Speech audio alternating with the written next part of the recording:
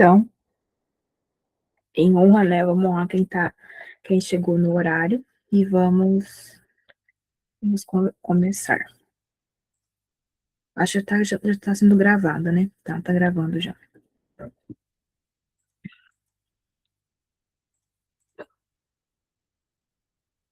Está sendo gravada já, então tá bom. Então vamos começar.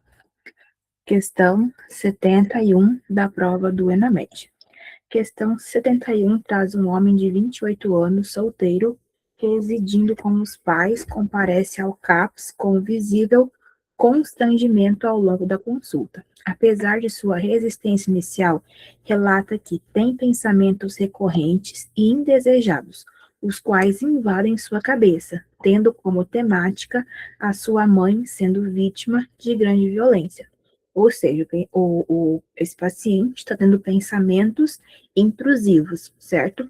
E o conteúdo, o tema desses pensamentos que ele tem são pensamentos de violência. Enfatiza sua angústia com esses pensamentos. Então, são pensamentos intrusivos e também esse paciente, ele tem consciência que esses pensamentos estão vindo. Não são pensamentos que vêm aleatoriamente, ele não tem consciência. Ele diz que esses pensamentos, eles trazem angústia, que já duram mais de 6 meses, provocando significativo prejuízo em sua vida pessoal e profissional.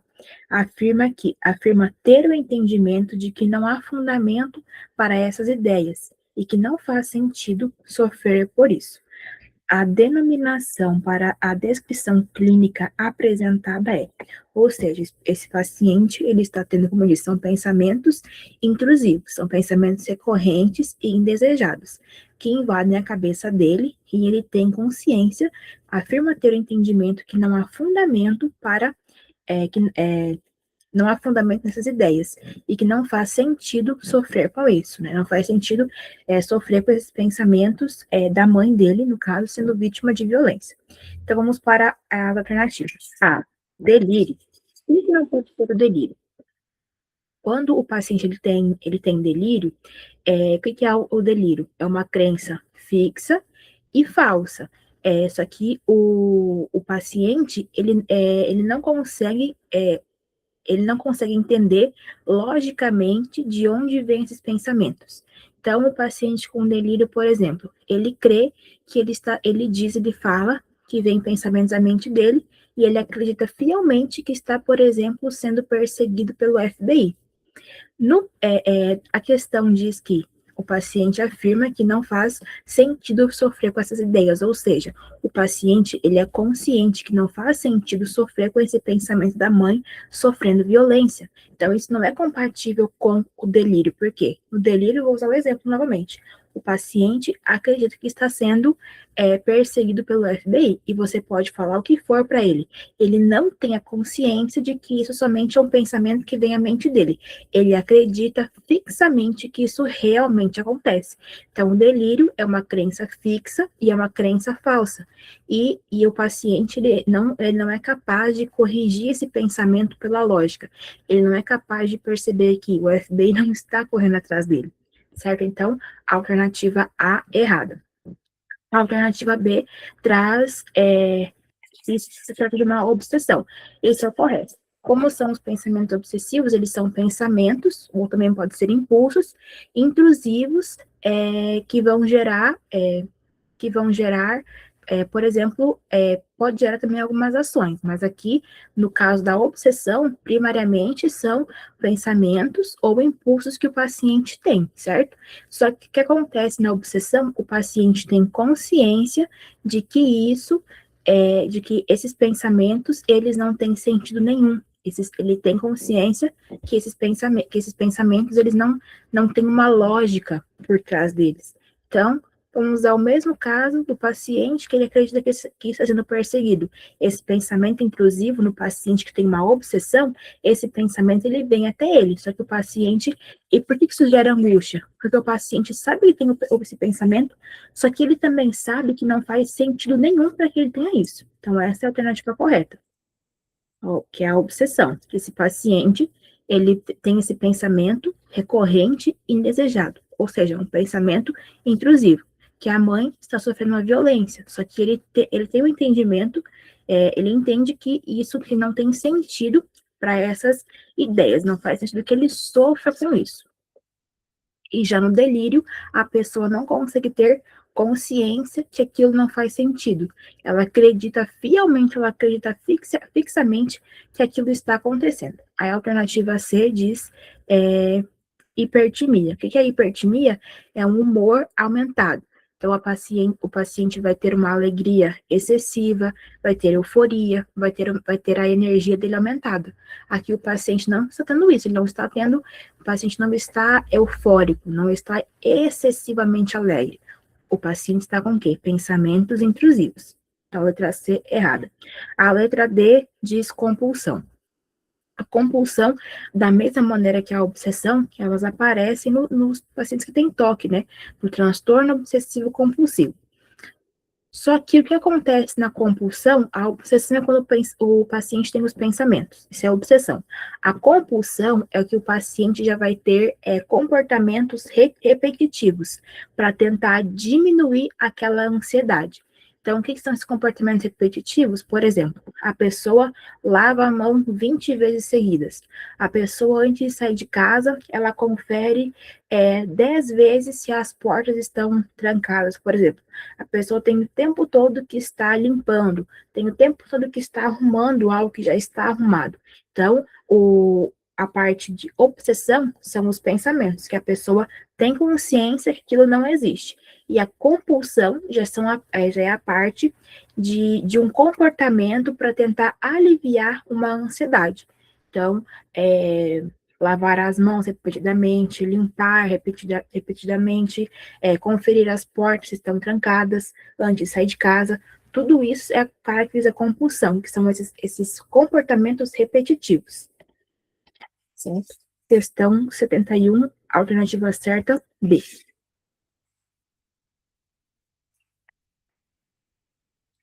Questão 72. Um homem de 35 anos, IMC de 15, é internado devido à diarreia líquida com produtos patológicos, acompanhada de flatulência, desconforto abdominal há 4 semanas.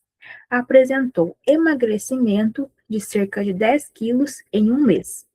Foram solicitados exames com endoscopia digestiva alta e baixa, sem alterações macroscópicas.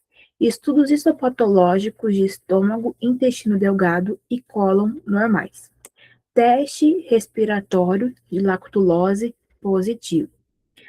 O plano terapêutico adequado para esse paciente será, então, quando nós temos uma questão que traz o paciente que tem diarreia, flatulência, desconforto abdominal, emagrecimento, e também aqui para matar a questão aqui diz que o teste respiratório apresentou lactulose positivo.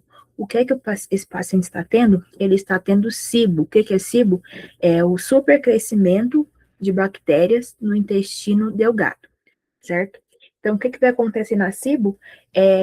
Vai ocorrer, então, esse aumento de bactérias no intestino delgado vai fazer com que essas bactérias fazem com que os carboidratos eles sejam fermentados antes de serem metabolizados. Então, essas bactérias, além de fazer isso, elas vão consumir nutrientes, elas também podem levar a diminuir a absorção dos nutrientes, né? Pode levar também a diminuição, a diminuição dos nutrientes e também a lesões na mucosa intestinal também pode levar. Então, quando a questão traz um paciente que tem diarreia, desconforto abdominal, emagrecimento, um emagrecimento aí muito significativo, pensa, 10 quilos em um mês, isso é um emagrecimento muito alto. E a questão traz um teste respiratório com lactulose positivo, isso significa que esse paciente, ele está com um supercrescimento de bactérias no intestino. E qual será o tratamento? Se é um supercrescimento de bactérias, nós precisamos prescrever algum antibiótico para esse paciente, certo? Para, digamos assim, matar essas bactérias. E qual será a escolha? É o que está na letra A, neomicina e rifaximina, certo? Então, esse é o paciente que tem que a famosa SIBO, né? Um supercrescimento de bactérias no intestino delgado. Então, 72A. 73. Criança de 2 anos é encaminhada ao matriciamento de pediatria, com história de ter apresentado há 7 dias crise tônico-clônico generalizada, em vigência da temperatura axilar de 39,3 graus Celsius, com duração de 2 minutos, sem recorrência a 24 horas. Quando a questão trouxer uma criança que tem crise tônico-clônico generalizado, ou seja, um paciente que teve uma convulsão. Quando a questão traz pacientes que têm convulsão, nós precisamos observar 3 coisas. Se essa crise ela foi generalizada ou foi uma crise focal, se a crise teve duração menor a 15 minutos ou durou mais de 15 minutos, e se teve recorrência em 24 horas. Por quê? Então, nós temos 2 tipos de convulsão febril, que são a convulsão febril simples e a complexa. A convulsão febril simples, ela dura menos que 15 minutos, ela é generalizada e tem apenas um episódio em 24 horas. E a convulsão febril complexa, ela dura 15 minutos, ou ela é focal, ou tem mais de um episódio em 24 horas. Se a questão trouxer qualquer um desses 3 dados, maior que 15 minutos, se for uma crise focal, ou seja, em apenas um membro, não foi no corpo inteiro, ou a criança apresentou mais de um episódio em 24 horas, isso significa que é uma convulsão complexa. Então, essa criança ela vai precisar ficar internada, possivelmente aí também vai precisar de algum exame de imagem. Por que a criança precisa ficar internada num tipo de convulsão febril complexa? Porque a criança ela pode ter recorrência, pode ter outros episódios de crises convulsivas em 24 horas. Então, uma criança que precisa ficar internada precisará estar, então, fazendo uma investigação e também a monitorização. Já nesse caso, então, ó, foi uma crise tônico-clônico generalizada.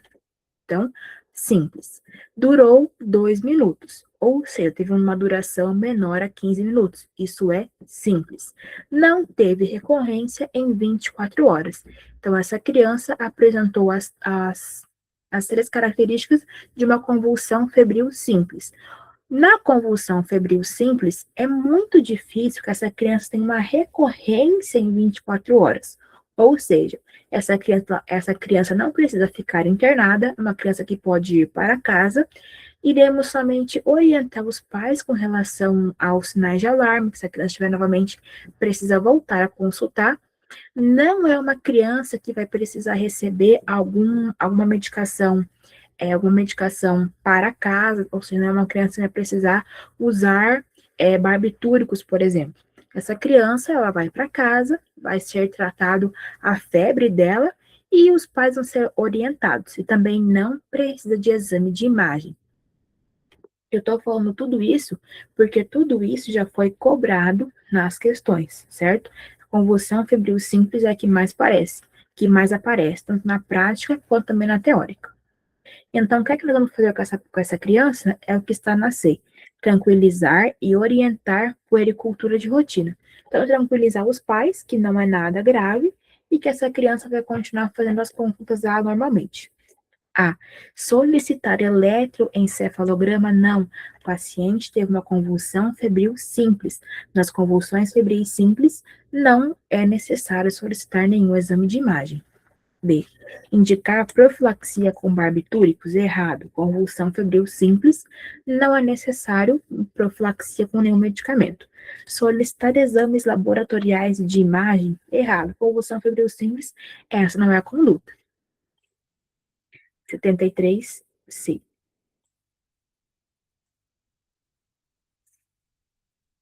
74. Paciente, 47 anos, sexo feminino. feminino, atendido no ambulatório de cirurgia geral. A paciente havia sido submetida à cirurgia de tiroidectomia total há 60 dias, devido a um carcinoma folicular de tireoide, o qual estava restrito à glândula. No pós-operatório imediato, apresentou rouquidão, que não melhorou durante o acompanhamento ambulatorial nesses 60 dias. Com base no quadro clínico apresentado, qual foi o nervo lesionado durante a cirurgia? Então, vamos lá.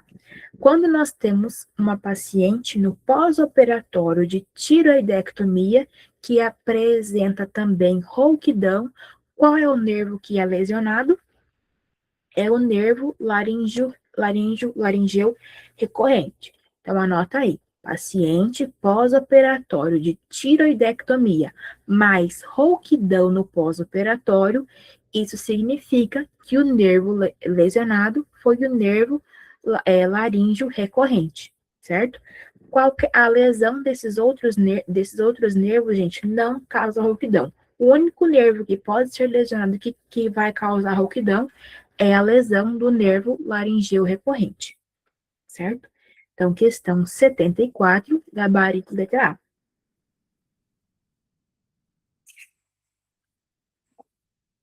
Questão 75.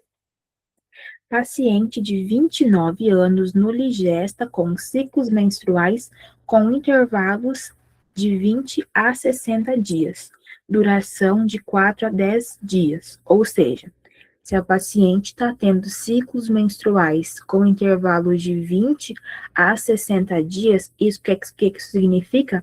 Que é uma paciente que tem ciclos anovulatórios, certo? A paciente, então, ela está tendo aí ciclos onde não tem a ovulação. Então, se não tem ovulação, o paciente não vai ter menstruação, certo? Intensidade moderada. Apresenta IMC de 41, está bem aumentado. E submeterá a cirurgia bariátrica em alguns meses. Necessita de orientação para contracepção. Com base nessas informações, assinale a alternativa correta. Então, vamos lá. Essa paciente, como eu disse, que ela está tendo ciclos menstruais com intervalo de 20 a 65 dias, o que isso significa? Que a paciente, ela está muito exposta ao estrogênio, ou seja, os ciclos menstruais anovulatórios, eles estão, essa paciente está tendo uma baixa de progesterona. Lembra que eu já expliquei que a progesterona, ela é responsável pela proteção endometrial? Então, nós precisamos dar para essa paciente um método que contenha também a progesterona. Por quê? Porque ela é uma paciente que precisa de progesterona devido a esses ciclos anovulatórios. Então, ela está tendo uma baixa de progesterona. Então, ela precisa de progesterona para fazer essa proteção endometrial. E também essa paciente ela passará por cirurgia bariátrica.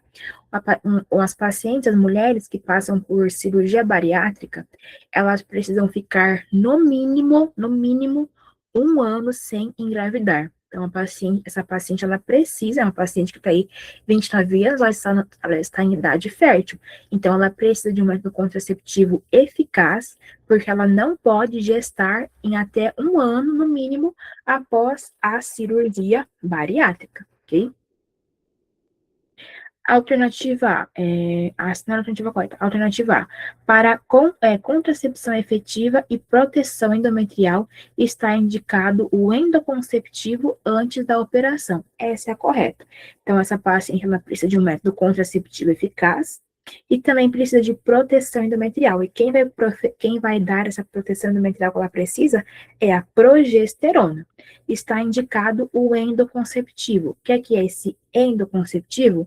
Seria, no caso aí, o DIU de levonorgestrel, que é o DIU, é um dispositivo intrauterino, que vai ser colocado, então, dentro do útero, é o que é o DIU hormonal, que contém a progesterona, certo?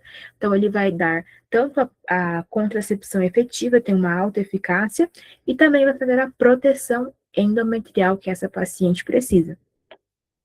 e ela não tem contraindicação nenhuma de fazer uso de algum método contraceptivo antes da cirurgia. Ela pode usar antes e também depois.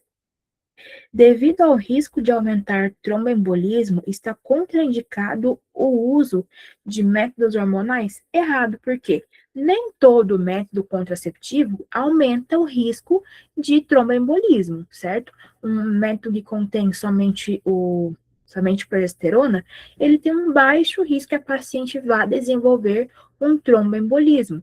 O risco aumentar de tromboembolismo em pacientes que usam método contraceptivo com estrogênio é se a paciente tem alguma patologia de base que por si só aumenta o risco tromboembólico. Então, creio que foi ontem que eu falei, né, de uma questão da paciente que tem enxaqueca com aura. Por quê?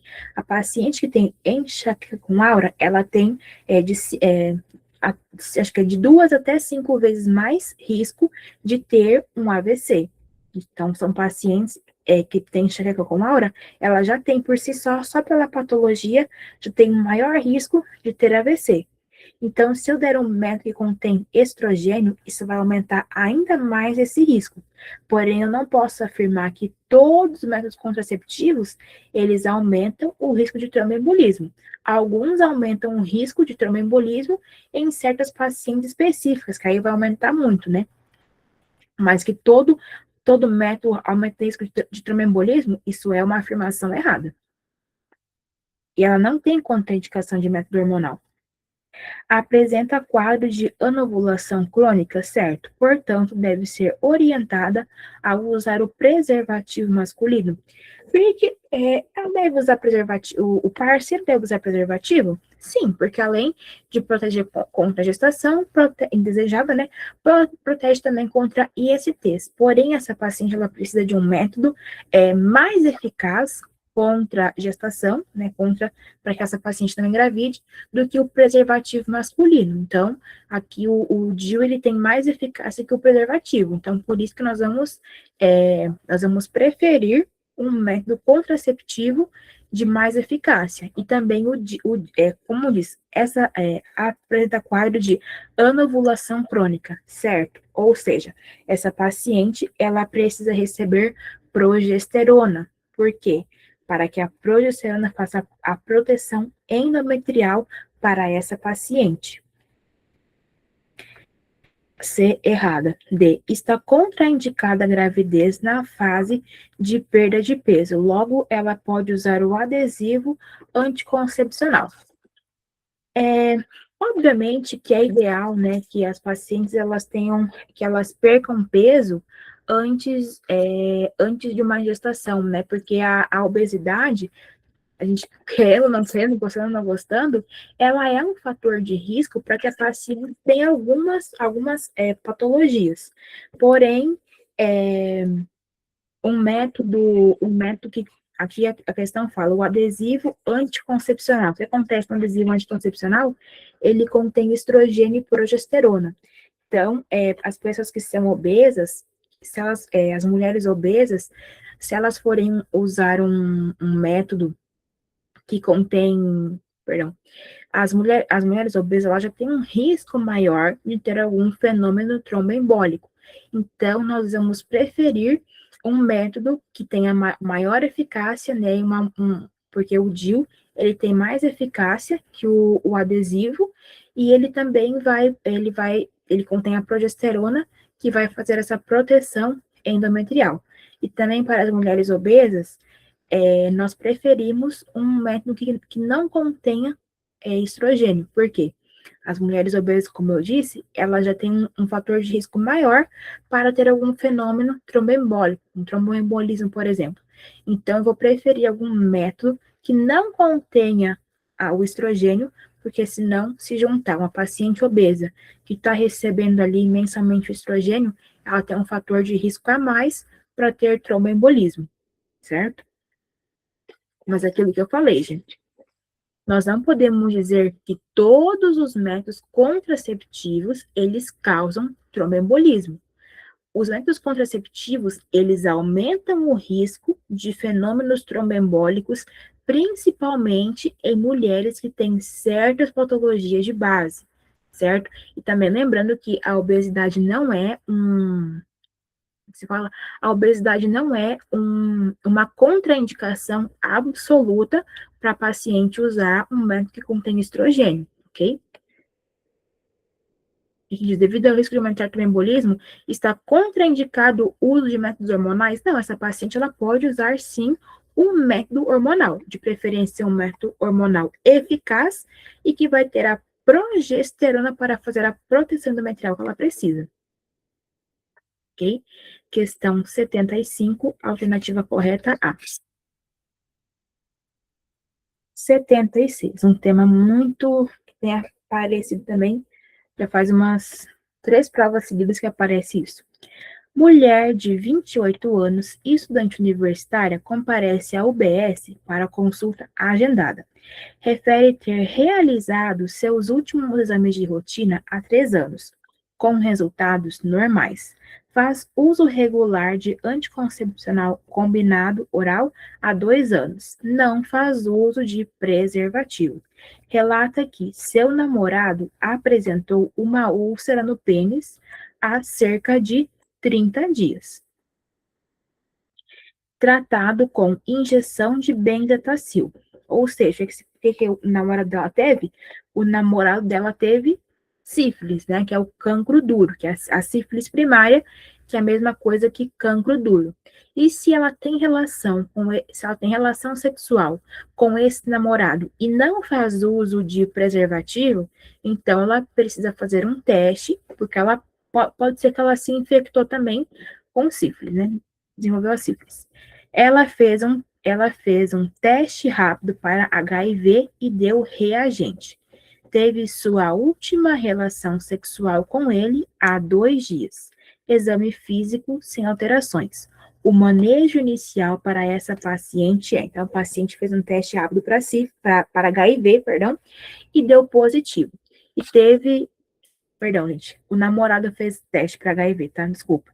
O namorado, né, ele fez um teste para HIV e deu reagente. E ela, então, teve uma relação sexual com o namorado HIV positivo há 2 dias. Lembra que nós temos a profilaxia pós-exposição, que é o PEP. Isso que até na última prova. O PEP pode ser usado até quanto tempo? Até quanto tempo após a relação sexual de risco que eu posso usar a profilaxia pós-exposição? É até 72 horas, ou seja, até 3 dias após a exposição de risco ao HIV, eu posso fazer o uso da profilaxia pós-exposição. Então, se essa mulher ela teve uma relação sexual com o namorado, que é HIV positivo, há 2 dias, ela se encaixa na janela aí de tempo para que ela possa fazer o uso da profilaxia pós-exposição para o HIV, que é o PEP. E do que é composto o PEP? Ele é composto de tenofovir, lamivudina e dolutegravir, ok? Então, o que eu preciso fazer com essa paciente? Solicitar teste rápido para sífilis, HIV, hepatite B e hepatite C, certo? Eu preciso solicitar um teste rápido para descartar que a paciente tenha qualquer tipo de ISTs. Em caso de teste reagente para sífilis, prescrever penicilina G-benzatina. Esse é o correto. Então, eu vou fazer todos os testes rápidos para ISTs. Se o teste rápido para sífilis vier positivo, eu vou tratar a sífilis. Só que eu não preciso, atenção, eu não preciso, nem devo, na verdade, né, não preciso guardar o teste de HIV para prescrever a profilaxia pós-exposição. Se a paciente ainda está na janela de tempo, na janela de oportunidade, que é até 72 horas da exposição de risco, essa paciente ela vai receber a PEP, que é a profilaxia pós-exposição, composto de tenofovir, lamivudina e dolutegravir. E prescrever um comprimido de tenofovir mais um de dolutegravir e lamivudina durante 28 dias. Essa é a alternativa correta.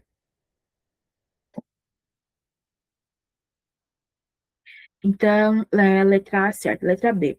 Solicitar sumário de urina e anti-HIV, eu preciso solicitar não somente esses exames, eu preciso solicitar exames também de sífilis, hepatite B e hepatite C, certo? Prescrever azitromicina, não, gente, totalmente errado. O que essa paciente precisa receber é a PEP, que é a profilaxia pós-exposição, porque ela teve uma relação sexual de alto risco, e se o teste rápido vier positivo para a sífilis, ela vai receber a penicilina. Por que essa paciente precisa fazer um teste rápido para sífilis? Porque o namorado dela teve sífilis primária. Então, ela precisa obrigatoriamente fazer esse teste. Solicitar VDRL anti-HIV, aqui está faltando os exames das outras DSTs, certo? E o tratamento, as medicações, elas estão erradas.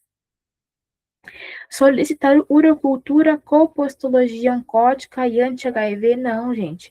O paciente precisa receber teste rápido sífilis, HIV, hepatite B e hepatite C. Então, questão 76, gabarito, letra A.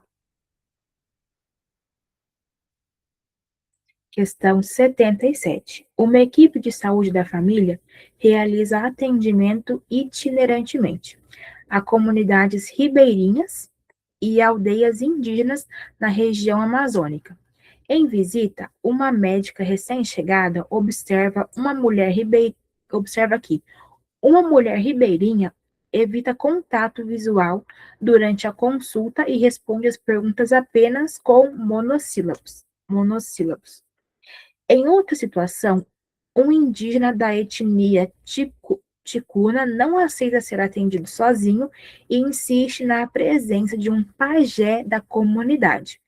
A abordagem adequada que a equipe deve adotar ou seja, quando nós temos um médico, e as questões gostam muito de trazer atendimento às comunidades ribeirinhas e às comunidades indígenas, o que é que nós precisamos fazer?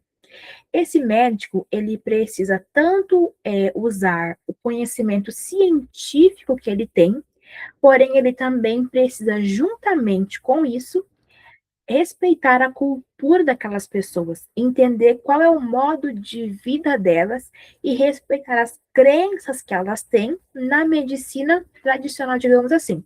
Então, esse médico, ele precisa fazer a fusão dessas duas coisas, respeitar a cultura, respeitar aquela população que ele está atendendo, e ele também vai usar os conhecimentos científicos que ele tem para diagnosticar, para tratar aquela população. Então, vamos para as questões. Investir na padronização de rotinas clínicas e na capacitação da equipe para comunicação técnica propositiva e objetiva? Errado. Atenção.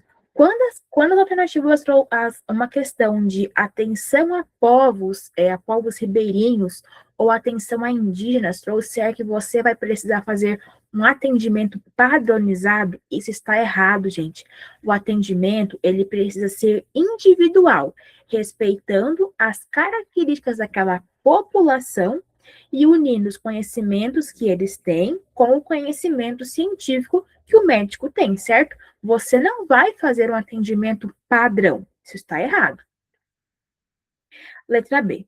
Fornecer espaços formativos para a equipe assistencial, reconhecendo saberes e práticas das populações atendidas. Essa é a alternativa correta. Você vai oferecer essas formações para a equipe que vai estar fazendo a assistência e você vai reconhecer, o médico vai procurar entender quais são as práticas, qual é a cultura daquela população que ele está atendendo, certo?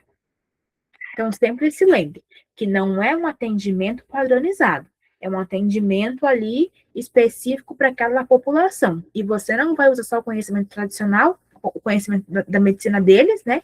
E nem só o científico. O médico precisa fazer uma união dos dois. A alternativa C, reforçar a autonomia profissional da médica, mantendo condutas baseadas em evidências científicas. Aqui ele não está respeitando a cultura daquela população que ele está atendendo, porque diz, mantendo as condutas clínicas baseadas em evidência científica. As condutas clínicas serão tanto baseadas em evidência científica, porém também nos conhecimentos, nas práticas que aquela população tem. Vai fazer a fusão, a união dos dois conhecimentos. Alternativa D, estabelecer rotinas padronizadas, uniformes de atendimento para populações ribeirinhas e indígenas. Errado. Lembre-se que tudo que traz padronizar, mecanizar, isso está errado. Precisa ser um atendimento específico para aquela população. A alternativa correta, letra B. Questão 78. Paciente de 21 anos comparece ao UBS para uma consulta agendada. Durante o atendimento, ele diz que se reconhece como um homem trans e que está em processo de afirmação de gênero. Relata que, nos últimos meses, tem buscado apoio em grupos de pessoas trans. Começou a usar um binder, que é faixa de compressão torácica, e que cogita iniciar terapia hormonal no futuro. Refere que não apresenta sofrimento psíquico intenso relacionado à sua identidade de gênero, mas sente que precisa de informações adequadas sobre os próximos passos e sobre cuidados de saúde. Não apresenta sintomas depressivos, ansiosos ou psicóticos. Qual é a conduta mais adequada a ser tomada? Então, paciente de 21 anos que se reconhece como um homem trans, inclusive, ele buscou apoio num grupo de pessoas trans e está usando as faixas de compressão torácica. Ele quer iniciar a terapia hormonal não agora, mas quer fazer a terapia hormonal no futuro. Não tem sofrimento psíquico, não tem sintomas depressivos, ansiosos ou psicóticos.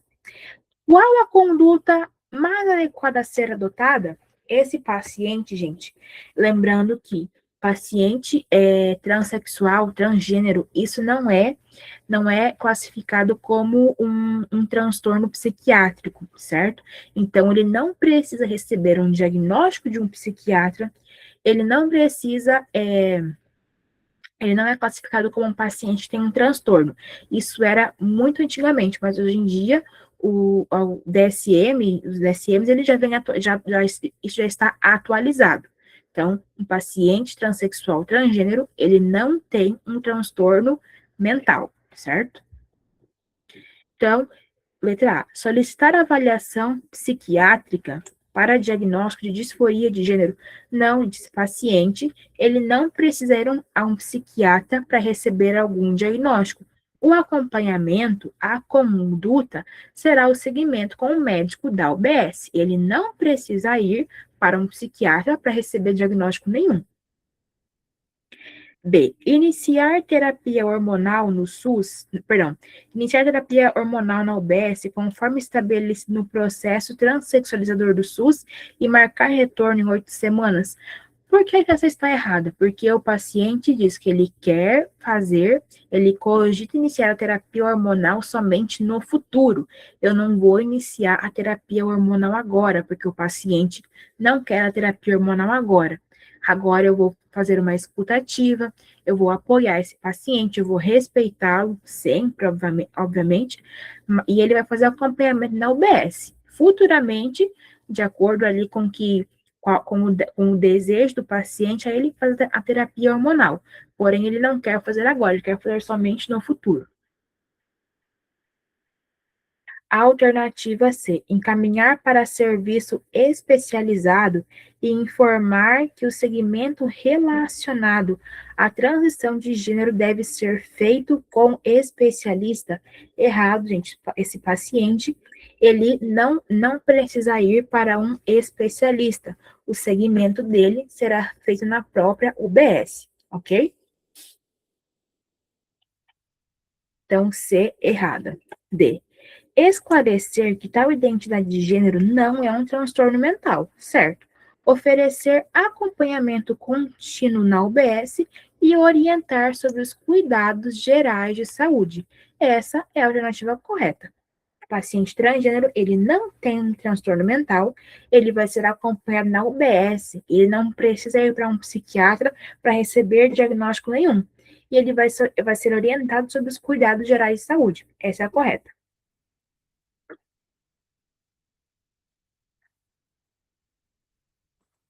Então, questão 79?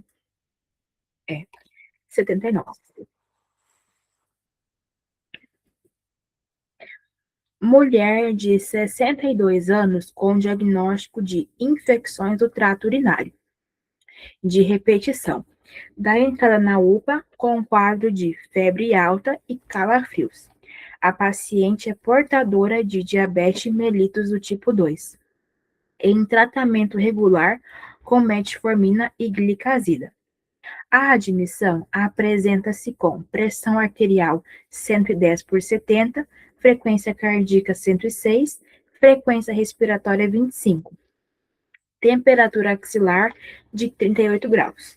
Os exames laboratoriais indicam hemoglobina 12,3, hematócrito 36%, leucócitos 14.000, com 84% de neutrófilos e 12% de bastonetes.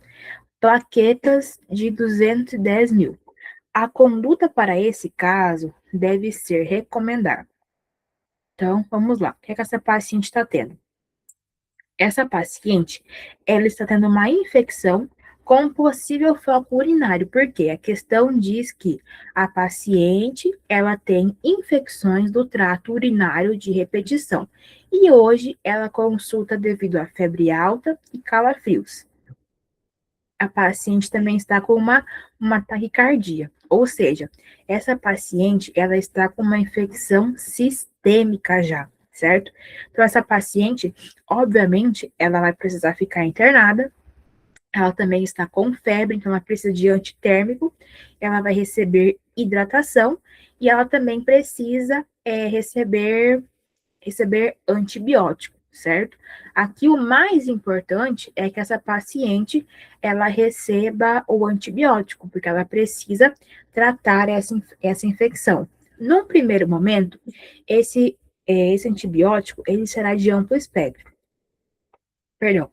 Antes de iniciar o antibiótico, vai ser feita a coleta de cultura, de hemocultura, urocultura também. Então, coletou as culturas, já inicia rapidamente um antibiótico de amplo espectro. E depois, quando vier o resultado da urocultura, da hemocultura, essa paciente vai receber o antibiótico específico para o quadro que ela está apresentando, certo? Vamos lá. Letra A, tratamento com antitérmico, hidratação oral vigorosa e observação na unidade hospitalar. Errado, gente. Essa paciente, ela está com uma infecção. É uma paciente que tem infecções do trato urinário de repetição. Lembra que eu sempre falo que o INEP, ele não traz informações à toa? Essa informação que a paciente tem infecção do trato urinário de repetição, ela não está aqui à toa. Por mais que a questão não trouxe que a paciente não está com dor lombar, que a paciente não está com, sei lá, com sudorese, que a paciente não tem uma dor ao urinar, porém, por isso que é importante fazer as questões e ter alguém guiando e explicando cada questão para vocês, porque aí vocês conseguem entender o porquê está certo e o porquê está errado. Então, a questão trouxe que a paciente tem infecção do trato urinário de repetição, e essa paciente foi à UPA, está com febre, está com calafrios, a paciente está com uma taquipneia, a paciente está taquicárdica, nós devemos pensar que essa paciente ela está com uma infecção sistêmica. Infecção sistêmica, essa paciente ela precisa receber antibiótico e de amplo espectro. Então, letra A, errada. Cadê o antibiótico para a paciente estar com infecção? Letra B, tratamento com esquema antibiótico de amplo espectro ainda na primeira hora da chegada da paciente. Esse é o correto. Então, foi feito o diagnóstico, é feita a coleta de urocultura e de hemocultura, e rapidamente iniciado um antibiótico de amplo espectro. Quando for definido o foco da infecção, qual agente etiológico, né? Então, ali, se é vai ser feita a urocultura, essa urocultura com antibiograma. Qual é o agente que está causando e para qual antibiótico ele é sensível e qual é resistente. Então, primeiro antibiótico de amplo espectro e com o resultado das culturas é feito um antibiótico específico. Letra C. Tratamento com cobertura para Candida saprofitos por se tratar de uma infecção urinária de repetição em paciente diabético. Funciona assim. Claro que os pacientes que são diabéticos, eles têm uma maior possibilidade de terem uma infecção por Cândida. Porém, esse paciente, nós não vamos tratar, lembrando que a Cândida, ela é um fungo, certo? Então, esse tratamento, ele não pode ser um tratamento empírico. Se nós vamos tratar a Cândida, a Candidúria, no caso, se tiver a confirmação laboratorial que essa paciente realmente apresenta, que essa infecção realmente está se dando pela Cândida. Primeiramente, até o momento, nós não sabemos qual agente está causando essa infecção. Então, nós vamos fazer um antibiótico de amplo espectro para essa paciente que tem uma infecção sistêmica. Então, alternativa B, certo. A D, antibiótico de amplo espectro, certo. Mantido durante todo o curso do tratamento, mesmo após o resultado das culturas, errado. Antibiótico de amplo espectro é no começo. Com o resultado de cultura, será feito um antibiótico específico. Então, questão 79, gabarito letra B.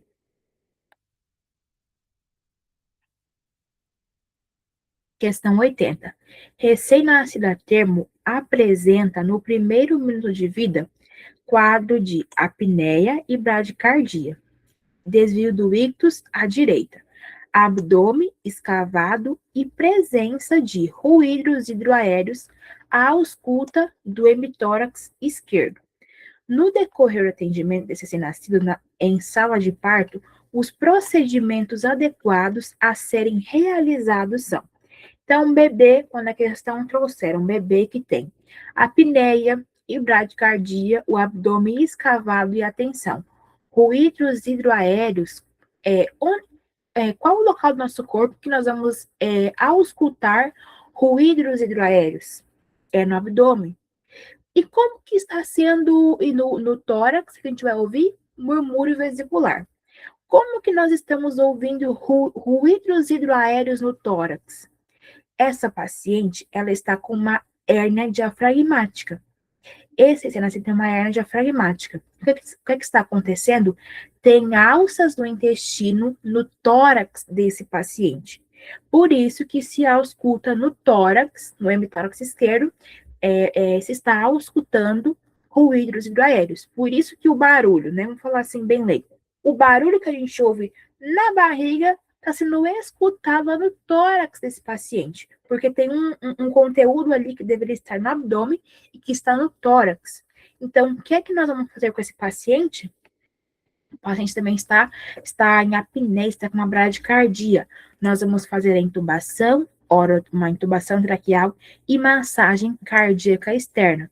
Esse paciente, o paciente que tem hérnia diafragmática, sei que muita gente acabou marcando ventilação. Ventilação com balão autoinflável, com pressão respiratória final positiva. Por que é que nós nunca jamais podemos fazer respiração com uma ventilação com pressão positiva, né, através de um balão, né, num paciente que tem hérnia diafragmática, nesse caso aqui uma hérnia diafragmática congênita? Por quê? Se nós colocarmos ali ar, isso vai fazer com que as alças intestinais, elas façam uma distensão. Isso, então, pode fazer uma compressão do pulmão. Então, aqui, esse paciente, ele vai receber intubação traqueal e massagem cardíaca externa. E relembrando mais uma vez, quando se ausculta ruídos hidroaéreos no tórax, pensar em hérnia diafragmática. Então, questão 80, gabarito A.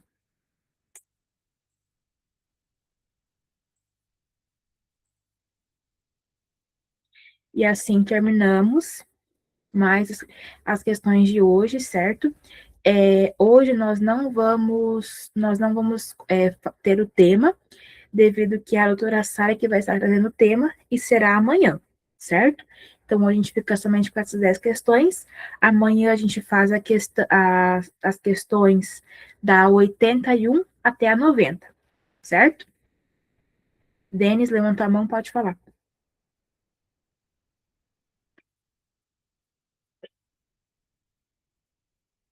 Se alguém tiver alguma dúvida, pode pedir também, gente. Denis, fale agora ou cale-se para sempre. Acho que vai sem querer. Então tá bom, gente. Muito obrigada para quem esteve até aqui. Qualquer coisa, só mandar mensagem, tá bom? Tchau, tchau. Obrigado, Ana. De nada. Tchau, tchau. Obrigada, gente. De nada.